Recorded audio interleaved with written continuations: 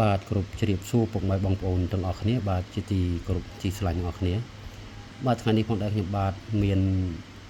ជាប្រភេទផូស៊ីលបាទផូស៊ីលឬក៏ចាស់បុរាណលោកហៅ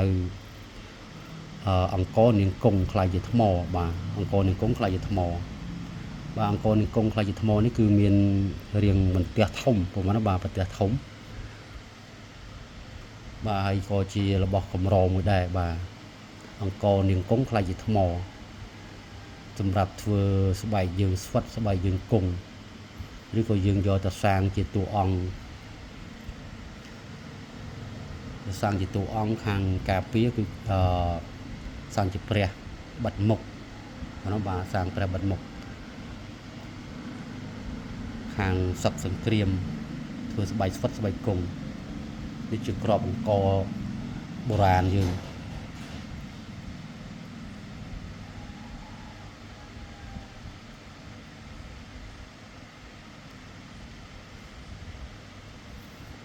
ហើយខ្ញុំឆ្កោះដីក៏អត់អស់ដែរបងប្អូនបាទនៅជាប់ដី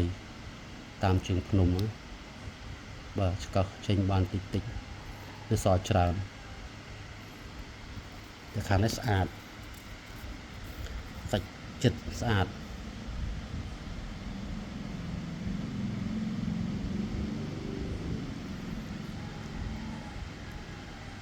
ពួកអស់លោកសិតតែខាងការពារបងណាបាទខាងការពារធ្វើស្បែកស្វិតស្បែកកុងហើយអង្គនេះបើយើងយកទៅសាងតួអង្គបានធំបាទធំពេក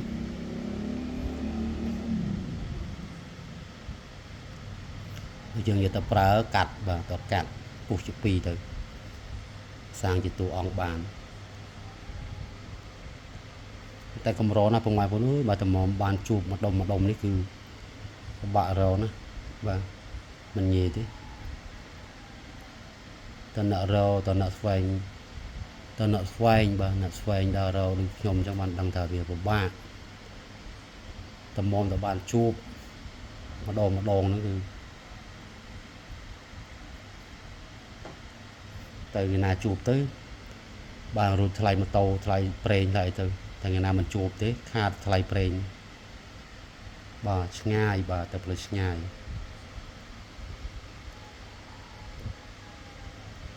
អានេះតាន់ចិត្តស្អាត